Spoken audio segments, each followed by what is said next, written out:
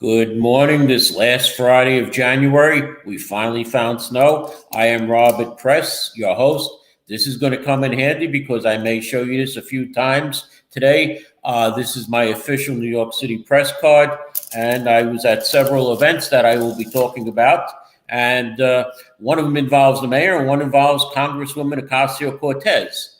Later on today, in the second half, I will be interviewing another candidate for the 13th City Council.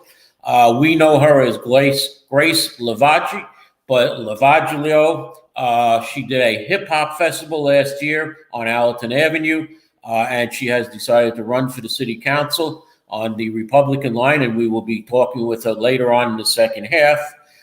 So let me just get into what's happening right now. In Congress, we have Congressman George Santos. He's still in office. He's not leaving anywhere. He was given 2 committee assignments by the chair, Kevin McCarthy, or I should say the congressional majority leader, Kevin McCarthy, gave him 2 chair positions. I don't know if it was chair of the paper towels and toilet paper committee, or it was the clean up the floor and put it in a closet committee. So I'll have to look into that a little later. So I'll check on that. But what's more important to me right now is Governor Kathy Hochul met with a donor, and she received $300,000 from this donor. And there are emails that show that he was trying to get something out of the governor. What did he get out of the governor? He got 2 contracts. One contract for $338 million for rapid tests to determine if a person has COVID or not. Then later on, a month later, he got another $299 million contract. And this is according to the New York Post. And the state Senate said, well, it's our job to investigate this, to see if it's play to pay, as the Post called it. Now, word is that Senator Andrea Stewart-Cousins, who is the majority leader of the state Senate, has said, no, we're not going to investigate this matter. And this comes a week, not even a week after the state Senate rejected Governor Kathy Hochul's candidate for chief judge. I forgot his name already, but that's not important. It's also apparent that the governor said that she was going to sue the state Senate over it because, according to the state constitution, the full state Senate body has to vote on the chief judge, not just the committee giving a recommendation and, then saying no to the party. So this is going to be fun watching out what happens. Will Governor Kathy Hochul take it out on certain state senators who said they were deeply opposed to this judge candidate? And it could be that when these people want something, Governor Hochul takes out that pen and takes off that request from that state senator. Or it could be that, and again, I don't know why the state Senate would be investigating Governor Hochul. Isn't that the job of the Attorney General? I mean, I remember Attorney General Andrew Cuomo investigating State Senator Pedro Espada when there were certain irregularities about his campaign and materials he used to get elected. The Attorney General then investigated it, and not the state Senate. So I have no idea why the state Senate was going to check on this with Governor Hochul. It should be the Attorney General, and Attorney General Letitia James, when are you going to investigate this? Was it pay for play? Did the governor give this contract that totaled over $600 million to this company whose president or CEO gave Governor Hochul $300,000 to run for office? Next subject, Congresswoman Alexandra Ocasio-Cortez, one of my favorite congresswomen, one of my favorite Congress members. However, I have been redistricted out of her district. If you go 5 blocks from where I live, it's Congresswoman Ocasio-Cortez's district. What happened was, in redistricting, she picked up more of the South Bronx, lost part of Queens. She only has a little part of Queens left, and she picked up 50,000 people in Co-op City. And Congresswoman Ocasio-Cortez wants to hit the ground running, I should say, and she held her first town hall meeting in Co-op City last week. As a matter of fact, it was on Saturday. So this is telling you that this is a person who's working on the weekend. She's not just taking off. She's working 9 to 3 and then she's gone. She's there for us, or for the people now of her district. At this town hall meeting, she went over a lot of things, immigration. I have an article in the Bronx Chronicle about it. If you check the Bronx Chronicle website at bronxchronicle.com, it's also on my blog. It's far down already on my blog at www.100%.blogspot.com, where you'll find at least 10 to 12 items a day, anywhere from what the U.S. Attorney is doing to the Attorney General, what she's doing or not doing, and the mayor's office, etc. It's a whole hodgepodge of different items that I put up on my blog at, again, www.100%.blogspot.com. And my producer is looking at me with his hand holding out, where's the money for the ad? But going back to the Ocasio-Cortez town hall meeting, it was an auditorium that was filled with almost 300 people. And I went around before the meeting asking people what they thought of Congresswoman Ocasio-Cortez. I must have asked about 20 people. And the majority of the people, about 17 of them, said they like her. They like what she's doing in Congress. She's doing the right thing. As far as the other 3 people, well, you can't please everybody.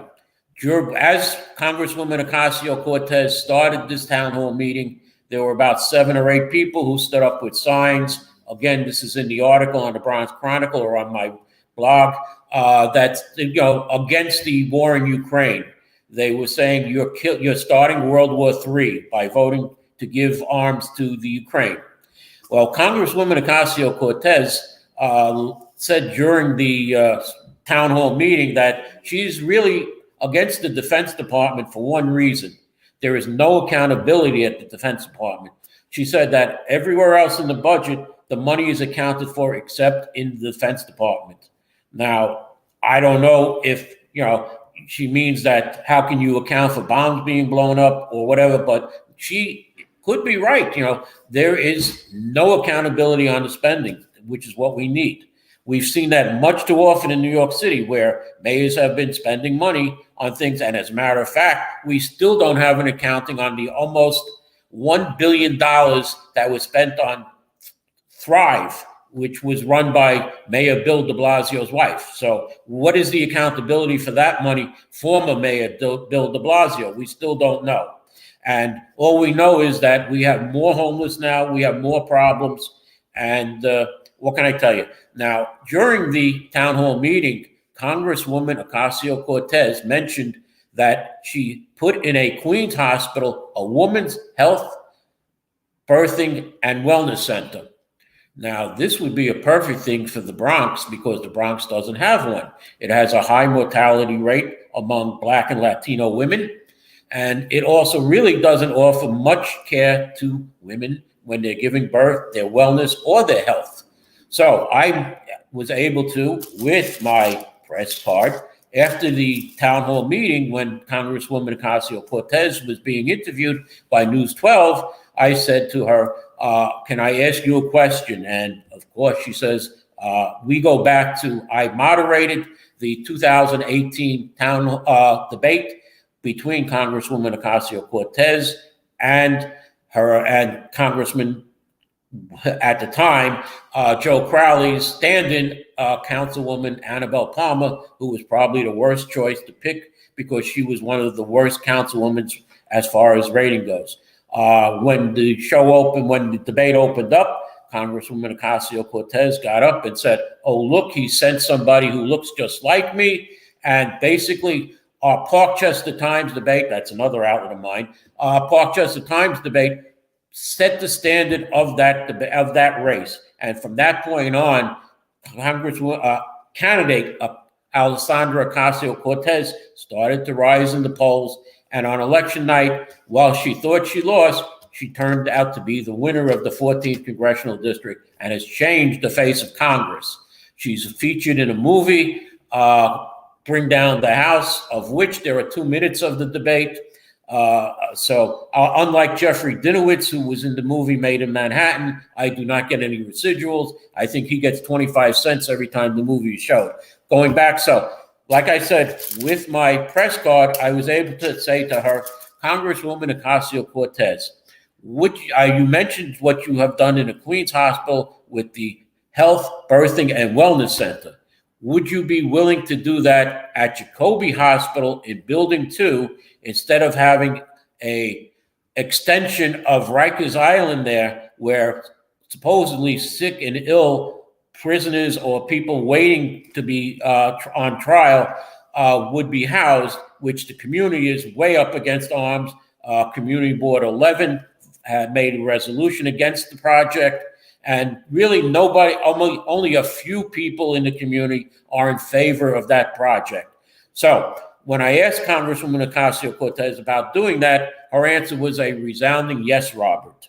Okay, so I have contacted her office. We're getting together. And I'm going to just say it's just amazing how 3 days later, Mayor Adams was in here. I almost said de Blasio by mistake. I'm sorry.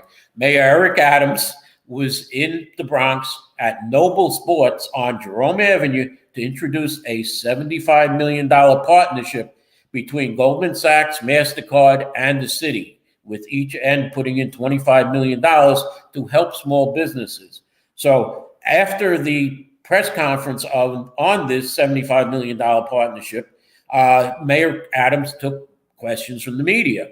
I felt like old times with the former mayor because I was sitting behind the legend, Marsha Kramer of Channel 2 News, as I did with some of the Bill de Blasio press conferences. And having my press card, I was called on, and I asked Mayor Adams if I said to him, Mayor Adams, Congresswoman Ocasio-Cortez said she is in favor of a woman's health, birthing, and wellness center at Jacoby Hospital in Building 2. Would you join in with Congresswoman Ocasio-Cortez and work on this with her?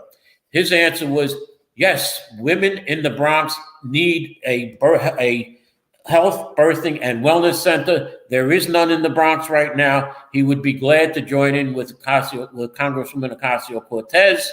And he said that there is a summit coming up in March that he would be glad to. And he will invite the Congresswoman. And I have the ball rolling, like I said. And the Mothers Against 1900 Seminole, I'm a part of that group. I spoke to the group Tuesday night. I have volunteers who are in Congresswoman Ocasio-Cortez's district, and we will try and work on this to get a woman's health, birthing, and wellness center at Building 2 in Jacoby Hospital instead of a prison ward, is all I could say. And I'm about time for our commercial right now, so let's go to our commercial. Do you know that there is a publishing company that wants to make life easier for you as a writer? This publishing company is called World Inkers Printing and Publishing. We publish in all different languages, and we're looking for writers of all genres, all formats. We're looking for scholars, ghostwriters, playwrights, poets, short fiction, novelists, you name it. We're looking for anybody who is interested in writing and the craft of writing to be in touch with us. You can reach us at info.worldinkers@gmail.com. With World Inkers Printing and Publishing, you do not require a lot of money to publish with us. Contact us today at info.worldinkers@gmail.com. Become a winner with other authors at World Inkers Printing and Publishing. Give us a shot. We will surely finish you. Welcome back. Before I bring on my guest, I just want to mention a little community board news. Community Board 7, the district manager, Aisha Bravo, has been promoted to civil clerk at Bronx County Courthouse. Wow. So right now, Community Board 7 is looking for a district manager. I believe they're going through the process. You can call the district office. I don't have the phone number. And last night at Community Board 11's meeting, Ms. Bernadette Ferrara, the president of the Van Ness Neighborhood Association Alliance, was elected the new chair of Community Board 11. Yes, they did, Kevin. Okay, yes, they did. I have a comment from Kevin Viola. Did AOC and the mayor know that Building 2 is for a just home project? And yes, I said that to the Congresswoman and the mayor. Yes, they did. So that's it, Kevin. That's all I'm going to say on that. Let me introduce, we're going into the city council races. Here in the 15th council race, we have a large primary on the Republican line, and now we're going to have one on the Conservative Party line for the first time in 30 or 40 years. So let me introduce my guest today. It's Miss Grace Lavajic, who I believe is using her maiden name now. Grace, why don't you tell us what your name is?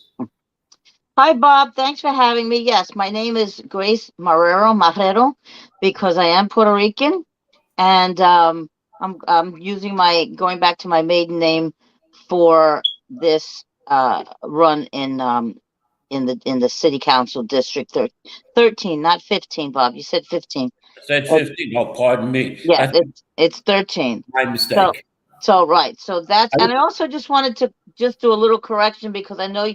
Yes, I have done the hip hop festival for 2 years in a row. We're getting ready. We're already starting to gear up for the third one. That's going to be October 14th.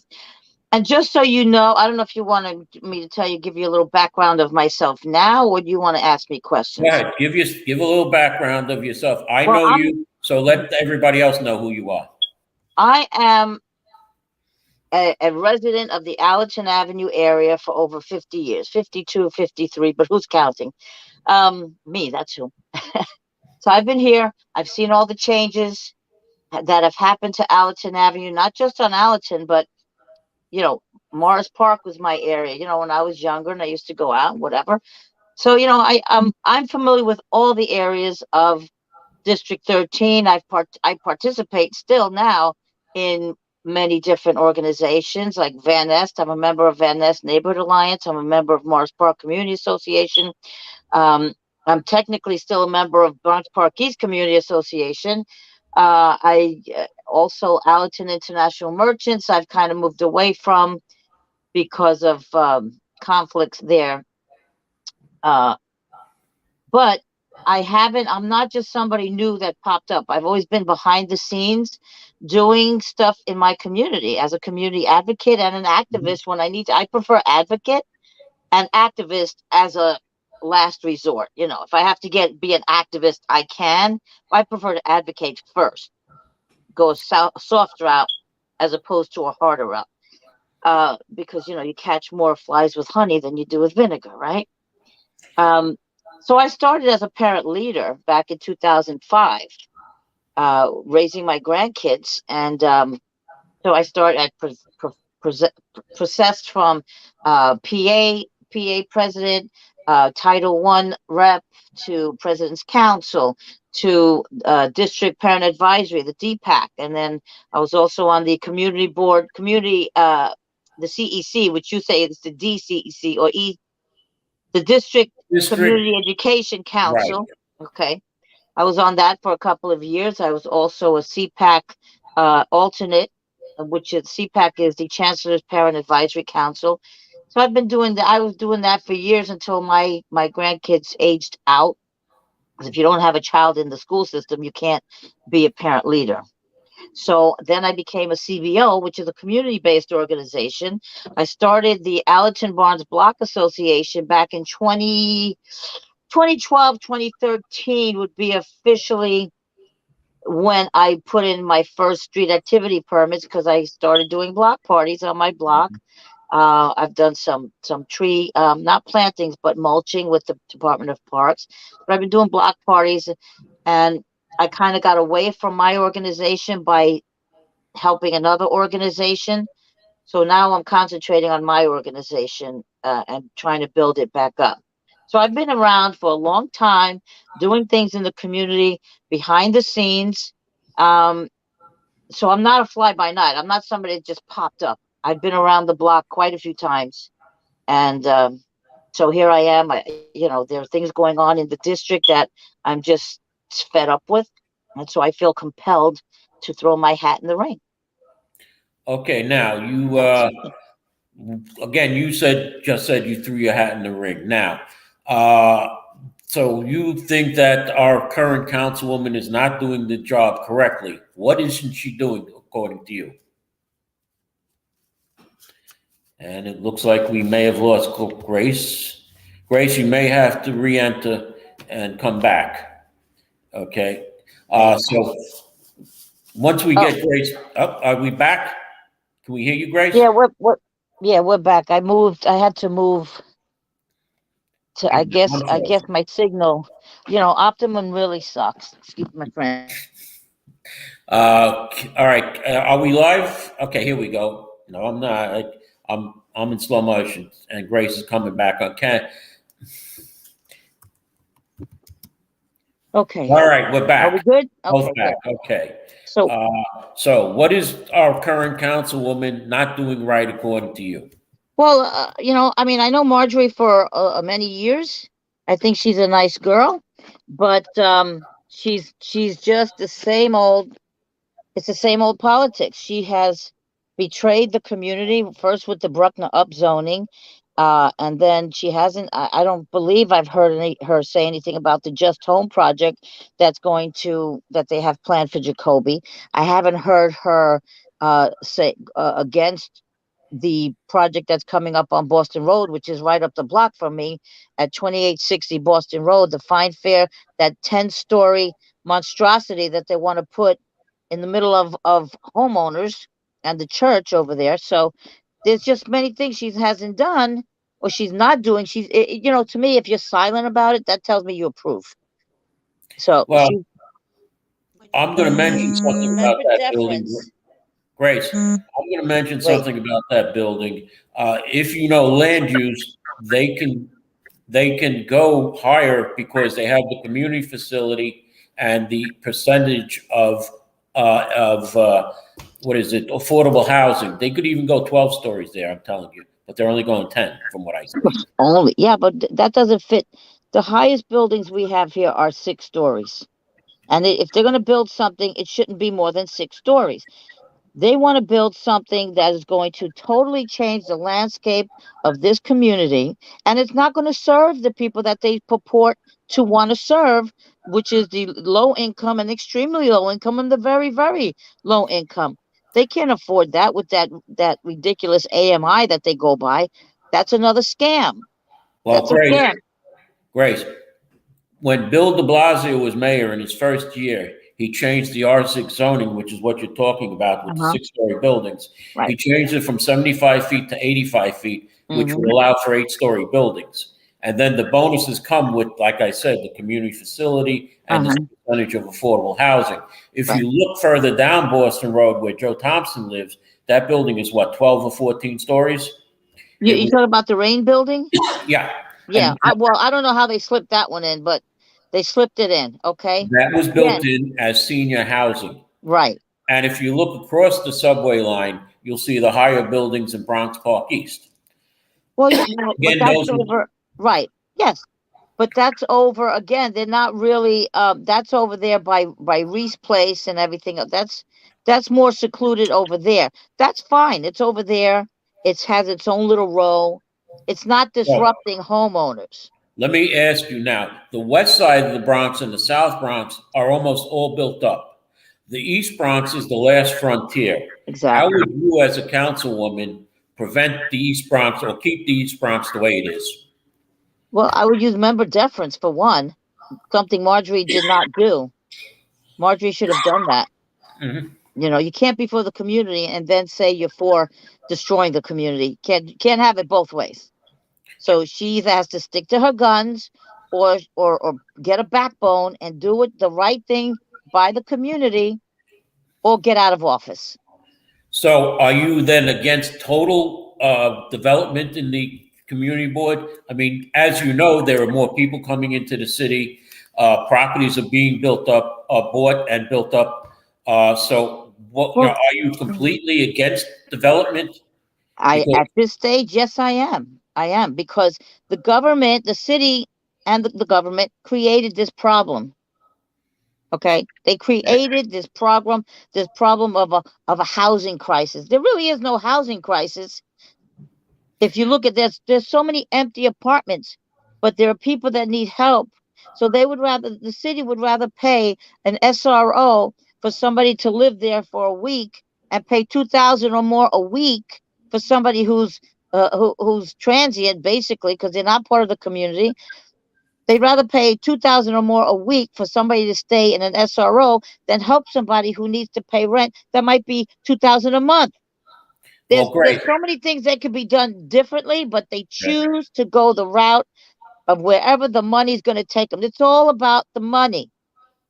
Grace, the Metro North stations, Mayor Adams has proposed 3,000 units of affordable I housing know. at both the Morris Park and the Van Ness Parkchester site. Yes. What are your feelings about that?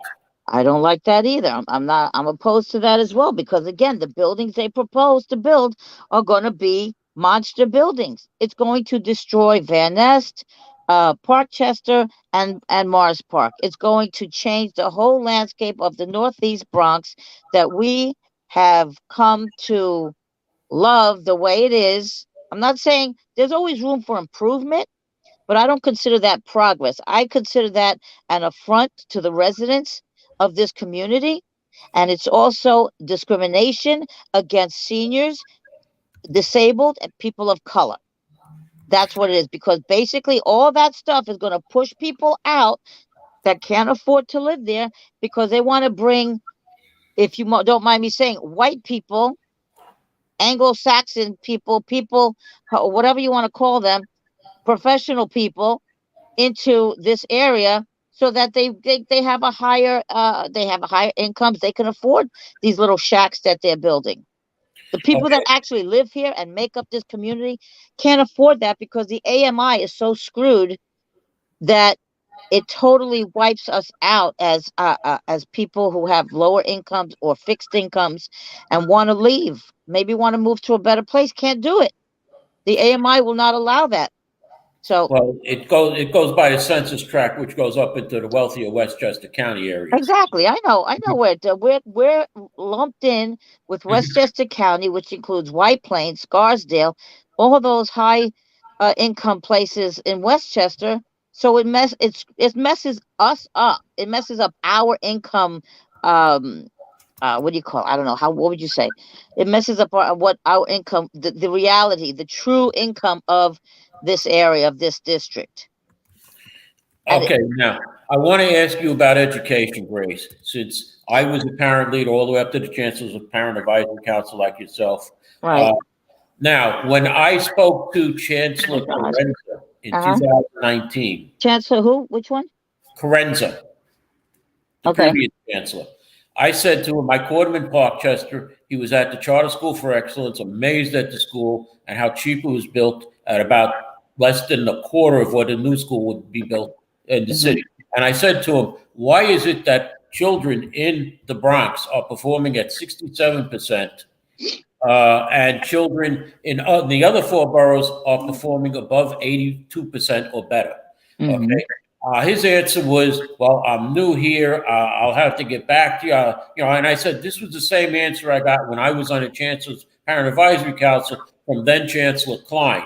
So you're telling me that things haven't changed in 20 years? No. Okay. And what we saw was he disappeared a few months later. Yeah. How would you try and improve the education in the public schools quickly? Because we only have about a minute.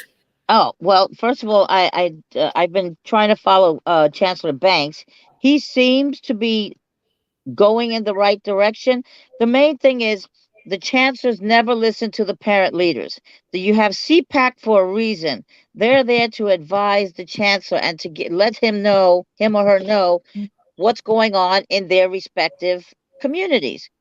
And like, I'll give you an example. When Klein was the chancellor, and I was at CPAC then, we asked him to put the CPAC down as to consult CPAC for these different I forget what it was exactly, but basically to have CPAC use CPAC as an advisory, which they're supposed to. Right.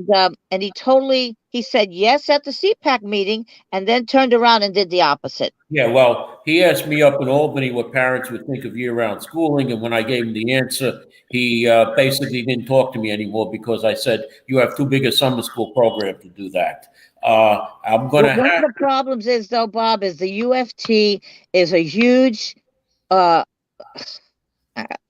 want to say, organization that has its tentacles everywhere. Randy Weingarten, who was the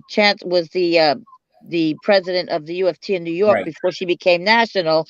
I mean, as far as I'm concerned, they're corrupt. The agendas, what they're doing with the curriculum is horrible. I would just change the curriculum. I would start from the ground up. Start from scratch. Go back to American history. Go back to the core values of this country, and get rid of all this global stuff until a certain time. Then you can always add that in later at a higher level. But when it comes to elementary and middle school, it needs to be core education: math, reading, writing, arithmetic. All right. Well, I'm going to have to say, thank you for coming on, Grace. Maybe I can have you on again in the future. Sure. And I want to thank our listening audience for tuning in, and say goodbye, and I'll see you next week. Bye-bye. Adios. Do you wish your business makes it to the top list of the most searched for business in the US and around the world?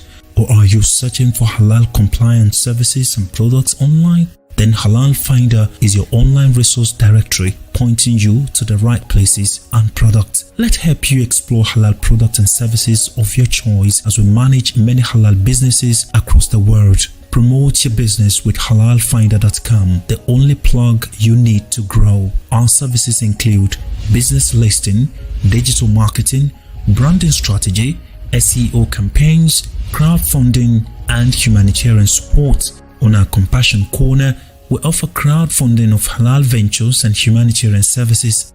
In this section, you can make or receive donations, start donation campaign, and check existing donation campaigns. And by paying zakat and sadaqah to our Compassion platform on halalfinder.com, you have supported the poor, widows or widowers, orphans, and the likes around the world. Contact us at info@halalfinder.com or call +1 718 822 5555. Get started today at halalfinder.com.